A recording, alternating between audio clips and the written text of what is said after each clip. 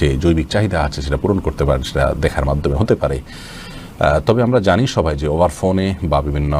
আপনার যে হোয়াটসঅ্যাপ ইত্যাদি আছে এগুলোর মাধ্যমে যখন আমরা কথা বলি বা ছবি আদান প্রদান করি বা কথাবার্তা বলি, এগুলো থার্ড পার্টি মনিটর করে, তাদের সংরক্ষণে থাকে এবং এটি যদি বেহাতে চলে যাওয়ার সম্ভাবনা থাকে, যেমন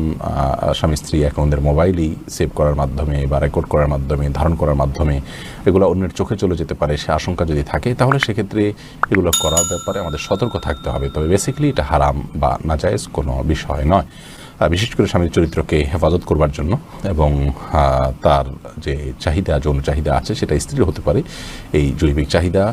এটি পূরণ করবার জন্য তারা এই ভিডিও চ্যাট বা ছবি আদান প্রদান করার কাজটি করতে পারেন। মৌলিকভাবে এটি হারাম নয়, তবে সে যেন বেহাত না হয় এবং পর্দার খেলাপ না হয়, অন্যরা যেন দেখতে না পায়, তাদের যেন আব্রুর ক্ষতি না হয়, সেদিকটি তাদেরকে খেয়ালে রাখতে হবে। প্রয়োজনে